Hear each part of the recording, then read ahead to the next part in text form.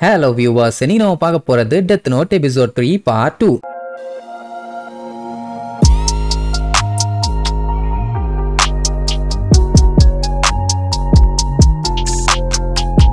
Open பண்ணா head quarters காட்டுறாங்க. அங்க ஒரு பெரிய பஞ்சாயத்து, வேற ஒண்ணும் இல்ல, ஏகப்பட்ட பேரு ரெசிக்னேஷன் லெட்டர் எழுதி கொடுத்துட்டானுங்க. அதுல ஒண்ணு எங்களை வேற கேஸுக்கு மாத்திருங்க, இல்லன்னா நாங்க வேலையை விட்டு நின்றுவோம் அப்படின்ட்டு பயங்கரமா டிமாண்ட் பண்ண ஆரம்பிச்சிட்டானுங்க. சீஃபுக்கெல்லாம் வேர்த்து ஊத்தி போச்சு. ஏன்டா ஏன் இந்த பஞ்சாயத்துன்னு கேட்டா, எங்க உயிர் மேல எங்களுக்கு ஆசை இருக்குதுன்னு பயந்து நடுக்கிறானுங்க. அட வேற ஒண்ணும் இல்ல, எல்ல செக் பண்ணப்போ ஹிராவால டைரக்டாவே எந்த ஒரு அட்டாக்கும் பண்ணாமலேயே ஈஸியா கொல்ல முடியுது. ஐ மீன் இன்டைரக்டாவே கொல்ல முடியுது, அதுவும் சூப்பர் நேச்சுரல் பவர்ஸ் யூஸ் பண்ணி. இவங்க என்ன சொல்லுவாங்கன்னா, இதே நேரம் நான் கிராவா இருந்தேன்னா என்னைய யார் யாரெல்லாம் கேட்ச் பண்ண ட்ரை பண்றாங்களோ கண்டிப்பா அவங்கள நான் கொன்னே தீருவேன். அப்படி இருக்கும்போது இப்ப நம்ம எல்லாரும் தான் அவனை பிடிக்கிறதுக்காக ட்ரை பண்ணிட்டு இருக்கோம். சோ டெஃபினட்டா நம்மள பிடிச்சா வச்சு செஞ்சிருவான். மீடியால பாத்தீங்கன்னா எல்லு நல்லா ஸ்டண்ட் பண்ணி வச்சிருக்காரு. உதாரணத்துக்கு அவரோட போட்டோ, அவரோட உண்மையான பேரு, அவர் எப்படி இருப்பாரு, என்ன ஏதுன்னு யாருக்கும் தெரியாது. அதனால மனுஷன் சேஃபா இருக்காப்ல. நம்மள அப்படியா நம்ம மூஞ்சி ஊருக்கே தெரியும். இப்பதான் அவனை பிடிக்க வேற சொல்லியிருக்காங்க. தேடுறோன்னு தெரிஞ்சு பொட்டுன்னு போட்டான்னா பப்ளிக்கா தெரியுறது நம்ம மட்டும்தான். அது மட்டும் இல்லாம இன்னொரு காமெடி என்னன்னா, கையிலேயே இவங்களோட ஐடியா வச்சுக்கிட்டு தான் சுத்துறாங்க. அதுல இவங்களோட போட்டோவும் பேரும் நீட்டா இருக்கும். நாங்க ஒண்ணு எல்லு மாதிரி பேரையும் மூஞ்சையும் மறைச்சுக்கிட்டு மறைஞ்சு இல்ல, இன்வெஸ்டிகேஷன் சொல்லி ஓபன்ல சுத்துறோம். சோ கிராவால நாங்க எப்ப வேணாலும் சாகலாம், தேவையில்லாம அனாமத்தா ஏன் உயிர் போகணும், நாங்க போறோம்யா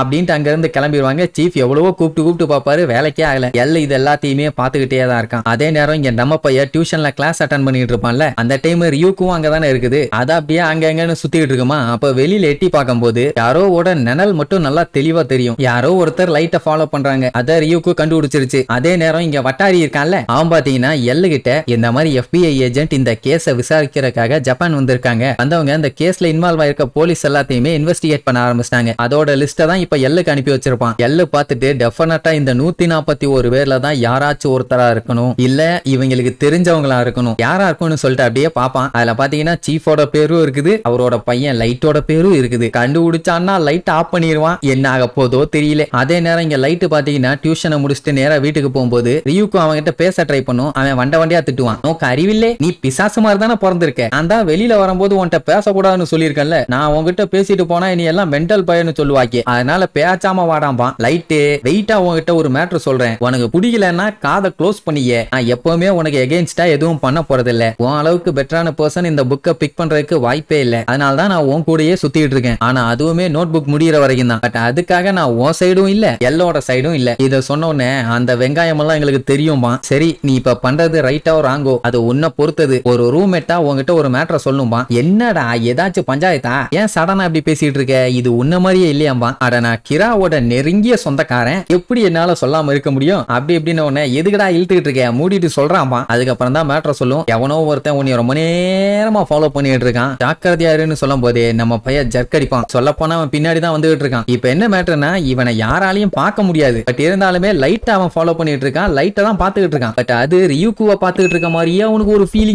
அப்படின்னா டெஃபினட்டா இது பிரச்சனை, சீக்கிரமா இந்த பிரச்சனையை சால்வ் பண்ணணும்னு நேரா வீட்டுக்கு வந்துருவான். இதெல்லாம் வச்சு பார்க்கும்போது அப்ப எல்லு போலீஸ் ஆளுங்க எல்லாத்தையுமே சந்தேகப்பட ஆரம்பிச்சிட்டானா. அப்படின்னா ஏகப்பட்ட பேர் தேவைப்படுவாங்களே, ஏன்னா ஒரு 50 பேர் இருந்தாலுமே அவங்களை இன்வெஸ்டிகேட் பண்ணி கண்டுபிடிக்கிறதே கஷ்டம். அப்படி இருக்கும்போது லைட்டை சஸ்பெக்ட் பண்றதுக்கு வாய்ப்பே இல்லை. ஏன்னா நம்ம பையன் ஒரு ஆர்டினரி ஹை ஸ்கூல் ஸ்டூடெண்ட் மாதிரி தானே நடந்துட்டு இருக்கான். லைட்டுக்கு லைட்டா பீதி தான், பட் இருந்தாலுமே தெளிவா யோசிப்பான். எப்படி இருந்தாலும் கொஞ்ச நாளைக்கு எந்த ஒரு சந்தேகம் வராத மாதிரி நடந்துக்கிட்டாலே போதும், இவன் விட்டுட்டு போயிருவான். பட் இருந்தாலுமே போட்டு தள்ளுறத கரெக்டா பண்ணும், இல்லன்னா கண்டுபிடிச்சிருவானுங்க. இப்ப இவன் யாரு என்னன்னு தெரிஞ்சுக்கிட்டாதான் ஃபியூச்சர்ல போட்டு தள்ள கரெக்டா இருக்கும்னு சொல்லிட்டு இருப்பான். அப்போ ரியூக்கு கூப்பிட்டு ஷினிகாமியால மனுஷங்களோட பேரை டெத் நோட்ல எழுத முடியும், உனக்கு தெரியுமான்னு கேட்பான். உன் மேட்டர் எல்லாம் எனக்கு எப்பரா தெரியும், ஏன் அப்படி பண்றாங்கன்னு கேட்டா, அப்படி பண்றதுனால ஷினிகாமிக்கு பொண்ணவங்களோட லைஃப் ஸ்பேன் வந்து சேர்ந்துரும். அதாவது அந்த மனுஷங்க வாழணும்னு இருந்த அந்த மிச்ச லைஃப் ஸ்பேனை இந்த ஷினிகாமிஸ்ங்க வாழுங்க. உதாரணத்துக்கு ஒரு மனுஷன் இருக்கான், அவன் 60 வயசு வரைக்கும் வாழுவான்னு வைங்க. 40 வயசுல டெத் நோட்டை யூஸ் பண்ணி அவனை போட்டு தள்ளிட்டா ரிமைனிங் 20 வருஷம் இருக்கும் பாத்தீங்களா, அது ஷினிகாமியோட லைஃப் ஸ்பேன்ல வந்து ஆட் ஆயிரும். அப்படி இருக்கும்போது இவங்க லைஃப் ஸ்பேன் பாத்தீங்கன்னா தாறுமாறா இருக்கும். அந்த டைம்குள்ள இவங்களை கத்தியால குத்துனாலோ, கழுத்தை தனியா கழட்டினாலோ, இல்ல மொத்தமா நெருப்புல போட்டு எரிச்சாலோ